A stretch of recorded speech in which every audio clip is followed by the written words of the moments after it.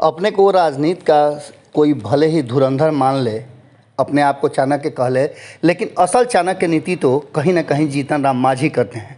जीतन राम मांझी हमेशा फ़ायदे का सौदा करते हैं, कभी भी घाटे का सौदा नहीं किए हैं।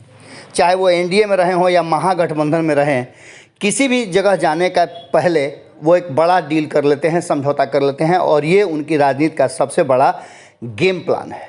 एक बार फिर से जीतन राम मांझी चर्चा में हैं, और जीतन राम मांझी की चर्चा के पीछे का जो कारण है वो है जीतन राम मांझी की चुप्पी।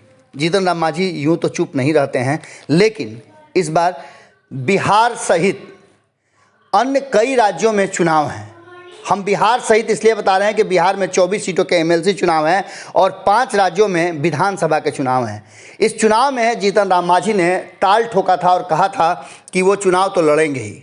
उत्तर प्रदेश में चुनाव लड़ने की उन्होंने पूरी तैयारी कर ली थी, और इसके लिए उन्होंने मुकेश सहनी सहित भारतीय जनता पार्टी कई लोगों से के सामने अपने सीट शेयरिंग का समझौता पेश कर दिया था। मुकेश सहनी तो यहाँ तक उनसे मुलाकात करके निकले थे कि हम दोनों साथ चुनाव लड़ेंगे, लेकिन इन सारी परिस्थितियों पर अचानक से विराम लग जाता है और जीतन राम मांझी चुप हो जाते हैं। आज से 3 दिन पहले तक आपको याद होगा कि जब हम पार्टी के मुख्य प्रवक्ता दानिश रिजवान से बातचीत कर रहे थे तो उन्होंने स्पष्ट तरीके से कहा था कि उत्तर प्रदेश में वो चुनाव पूरे दमखम के साथ लड़ेंगे और जीतेंगे भी। वहीं उन्होंने स्पष्ट कहा था कि बिहार में जो 24 सीटों के एमएलसी के चुनाव है उसमें भी वो कम से कम 2 सीटें अपने हिस्से का जरूर लेंगे और उस पर लड़ेंगे भी।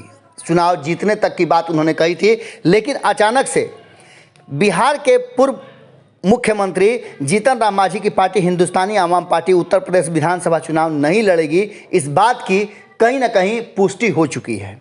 आपको बता दें कि जीतन राम मांझी पहले यूपी चुनाव को लेकर के ताल ठोक रहे थे और उन्होंने स्पष्ट तरीके से वीआईपी के राष्ट्रीय अध्यक्ष मुकेश सहनी और जीतन राम मांझी खुद यूपी चुनाव को लेकर के बातचीत कर रहे थे। लेकिन अब ये बातचीत लगता है कि जैसे अंतिम दौर में चल रहा है, और इसके पीछे की रणनीति क्या है, जीतन राम मांझी के चुनाव नहीं लड़ने के पीछे कौन सी बड़ी डील है, और इसके पीछे क्या जो लगातार कहा जा रहा है विरोधियों द्वारा कि खेला हो बे, क्या वो खेला कहीं ना कहीं अंतिम दौर में है? क्या जीतन राम मांझी उसके पार्ट बनने जा रहे हैं?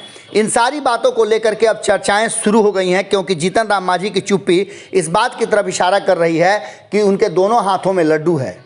ये डील किसके साथ हुई है ये तो स्पष्ट अभी तक नहीं हो पाया है, लेकिन जहां एक तरफ भारतीय जनता पार्टी मुकेश सहनी पर लगातार दबाव बना रही है, जनता दल यूनाइटेड को दूध की मक्खी की तरह बाहर निकाल करके यूपी चुनाव में भी और बिहार के 24 सीटों के उपचुनाव माफ़ कीजिएगा एमएलसी के चुनाव से भी बाहर कर दिया है, वहीं जीतन राम मांझी चुप हैं और इन सब कुछ चुपचाप देख रहे हैं। इसके पीछे कहीं ना कहीं ऐसा लगता है कि जीतन राम मांझी के साथ डील फाइनल हो चुकी है। उन्हें क्या मिलना है वो उन्हें पहले ही पता चल चुका है, या दूसरे पक्ष की तरफ देखा जाए तो कहीं ना कहीं ऐसा लग रहा है कि जीतन राम मांझी इस बात की तरफ पूरी तरह से तैयार नजर आ रहे हैं कि वो पाला बदल देंगे तो उन्हें दूसरे पक्ष से उससे ज़्यादा कुछ मिल जाएगा। इससे पहले भी एनडीए से बाहर होने का उन्हें फ़ायदा मिला था और फ़ायदे में उन्हें बेटे को एमएलसी की सीट मिली थी।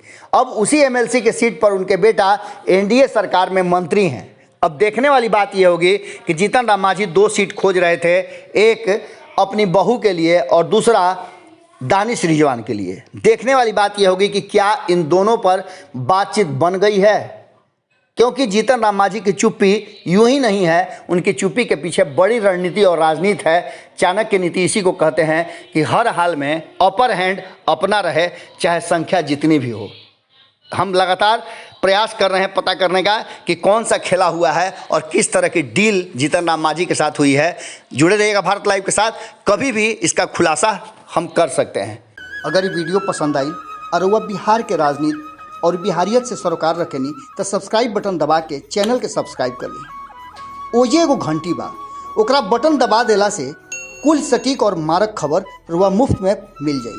अगर रुआ पत्रकारिता के हमनी के नया प्रयोग में सहयोग कर चाहतानी तो ज्वाइन बटन दबा दी।